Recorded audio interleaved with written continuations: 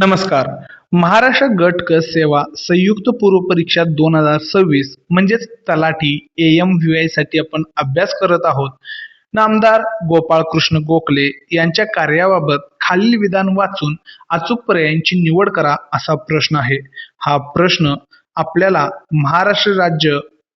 महाराष्ट्र गट ब अराजपत्रित सेवा संयुक्त पूर्व परीक्षा 14/2/2026 ला पडलेला पाहायला मिळतो. तर विधान आहेत 1887 मध्ये ते सार्वजनिक सभेचे चिटणीस होते. ऑप्शन ब पुणे सार्वजनिक सभेच्या त्रैमासिकचे ते संपादक होते. ऑप्शन क 1900 साली ते केंद्रीय मंत्रिमंडळाचे सदस्य झाले. ऑप्शन ड 1895 साली त्यांची भारतीय राष्ट्रसभेच्या म्हणजेच काँग्रेसच्या चिटणीसपदी निवड झाली. येथे आपल्याला आणखीन पर्याय देण्यात आलेले आहेत. त्यामध्ये आहे पर्याय क आणि ड बरोबर, पर्याय अ ब क, अ ब ड बरोबर, अ क आणि ड बरोबर, अ आणि ब बरोबर. आणि याचा अचूक उत्तर असणार आहे पर्याय अ ब ड बरोबर. यामध्ये अ ब आणि ड हे काय असणार आहेत, बरोबर असणार आहेत. आता नामदार गोपाळकृष्ण गोखले यांच्या संदर्भात 1887 मध्ये ते सार्वजनिक सभेचे चिटणीस होते. तर पुणे सार्वजनिक सभेच्या त्रैमासिकाचे ते संपादक होते आणि 1895 साली त्यांची भारतीय राष्ट्रसभेच्या म्हणजेच काँग्रेसच्या चिटणीसपदी निवड झाली. हे विधान नामदार गोपाळकृष्ण गोखले यांच्या संदर्भातील आहेत. चला तर स्पष्टीकरण पाहूया. विधान अ मध्ये म्हणजेच 1887 मध्ये ते सार्वजनिक सभेचे चिटणीस होते आणि हे विधान बरोबर आहे. न्यायमूर्ती रानडे यांच्या मार्गदर्शनाखाली गोपाळकृष्ण गोखले यांनी सार्वजनिक जीवनात प्रवेश केला.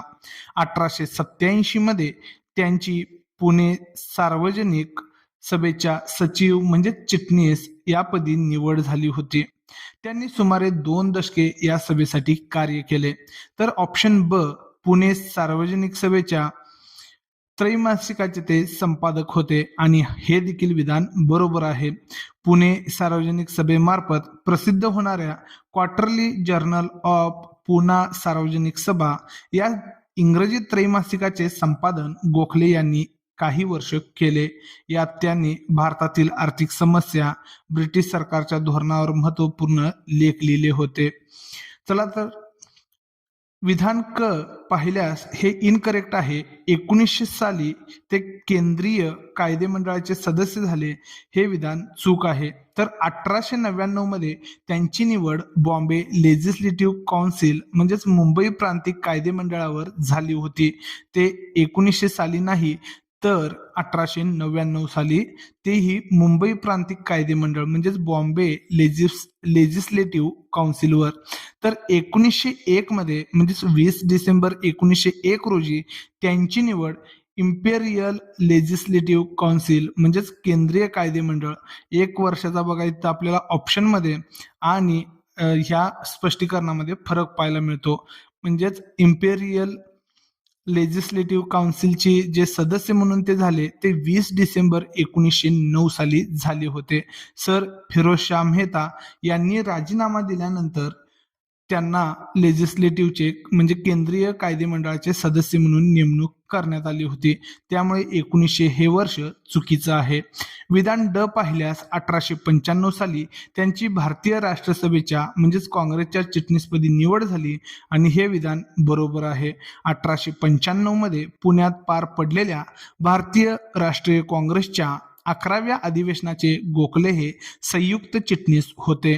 म्हणून विधान अ, ब आणि ड हे अचूक आहेत. तर पर्यायी क्रमांक 2 हे आपलं योग्य उत्तर असणार आहे. चला तर आता जाणून घेऊया आपण MPSCच्या दृष्टीनं परीक्षांमध्ये आजवर काही विचारलेलं आहे नामदार गोपाळकृष्ण गोखले यांच्या संदर्भात, त्याबद्दलची आपण माहिती पाहणार आहोत.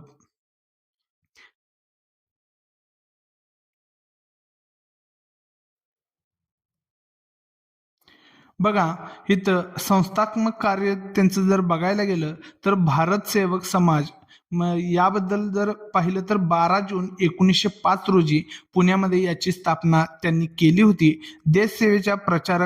देशसेवेसाठी प्रचारक तयार करणे, आपत्ती काळात जनसेवा करणे हा याचा मुख्य उद्देश होता. तर पुणे सार्वजनिक सभा हे 1887 मध्ये गोखले सार्वजनिक सभेचे चिटणीस सचिव बनले होते. जे पुणे सार्वजनिक सभा आहे त्याचे 1887 मध्ये सार्वजनिक सभेचे चिटणीस बनले होते.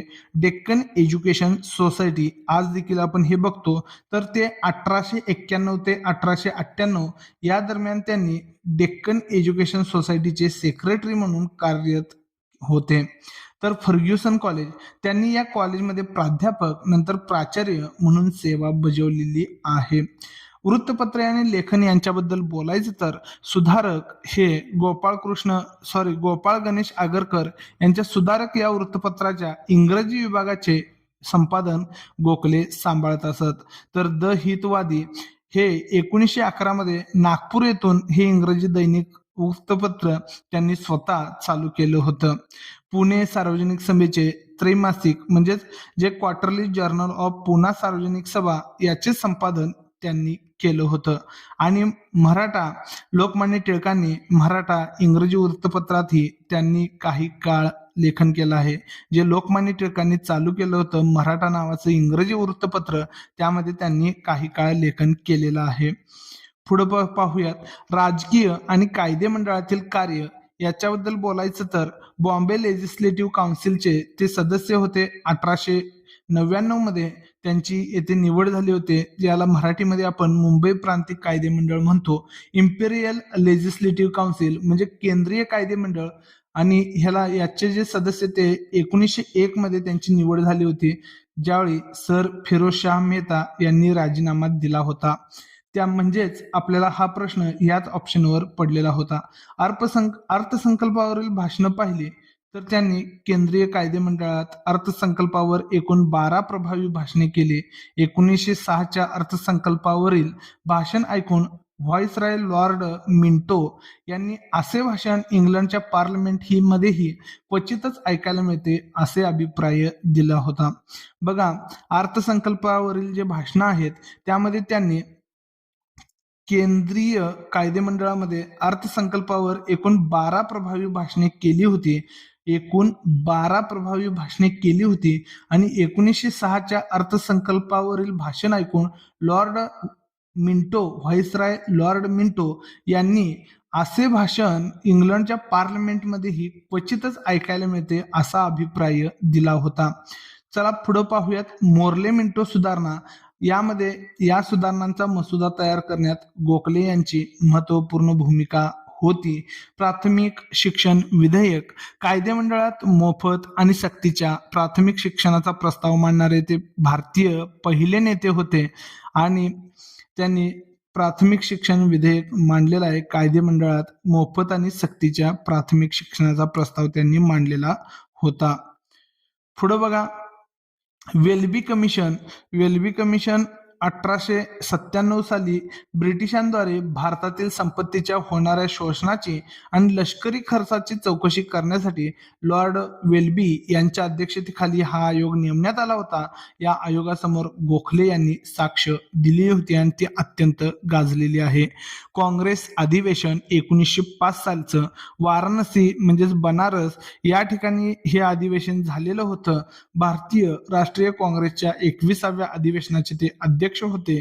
या अधिवेशनात त्यांनी वसाहतीचे स्वराज्य मिळवणे हे काँग्रेसचे ध्येय राहील अशी भूमिका मांडली. वसाहतीचे स्वराज्य मिळवणे हे काँग्रेसचे ध्येय राहील अशी भूमिका काँग्रेस अधिवेशन 1905च्या वाराणसी येथे झालेल्या सभेमध्ये मांडलेले होते, अधिवेशनात मांडलेले होते. काँग्रेसचे चिटणीस किंवा काँग्रेस चिटणीस 1895 मध्ये पुणे अधिवेशनात टिळकांसोबत ते गेलेले होते. टिळकांसोबत गोखले यांची संयुक्त चिटणीस म्हणून निवड झाली होती. चला तर पाहूया गुरु शिष्य परंपरा आणि व्यक्तिमत्व. यामध्ये त्यांनी राजकीय गुरु न्यायमूर्ती महादेव गोविंद रानडे हे गोपाळकृष्ण गोखले यांचे राजकीय गुरु होते. तर महात्मा गांधींचे गुरु गोपाळकृष्ण गोखले हे होते. महात्मा गांधी आणि बॅरिस्टर जिना यांचे हे राजकीय गुरु होते. महात्मा गांधी आणि बॅरिस्टर जिना. दक्षिण आफ्रिका दौरा 1912. गांधीजींच्या आग्रहास्तव गोखले यांनी तेथील भारतीयांच्या आणि सत्याग्रहाच्या परिस्थितीची पाहणी करण्यासाठी दक्षिण आफ्रिकेचा देखील दौरा केला होता. चला तर पाहूया गोखलेंबद्दल प्रसिद्ध उद्गार आणि बिरुदावली कोणकोणते आहेत. तर पहिला आहे भारताचा हिरा. बघा, डायमंड ऑफ इंडिया किंवा महाराष्ट्र रत्न असं त्यांना म्हटलं जातं. लोकमान्य टिळक यांनी गोखलेंच्या निधनानंतर त्यांच्या अंत्ययात्रेच्या वेळी त्यांचा उल्लेख भारताचा हिरा, महाराष्ट्राचा मणी आणि कामगारांचा राजा असा केला होता. भारताचा हिरा, महाराष्ट्राचा मणी आणि कामगारांचा राजा.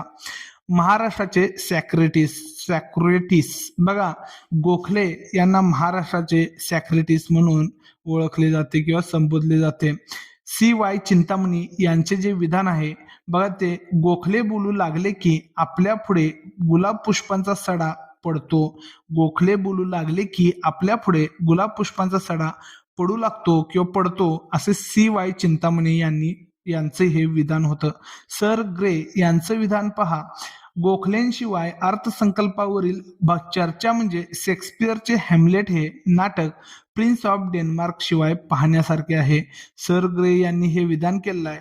गोखलेंशिवाय अर्थसंकल्पावरील चर्चा म्हणजे शेक्सपियरचे हॅम्लेट हे नाटक प्रिन्स ऑफ डेन्मार्क शिवाय पाहण्यासारखे आहे. बघा, नामदार गोपाळकृष्ण गोखले यांच्याबद्दलची इत्थंभूत माहिती मी या व्हिडिओच्या माध्यमातून तुमच्या समोर ठेवलेलो आहे.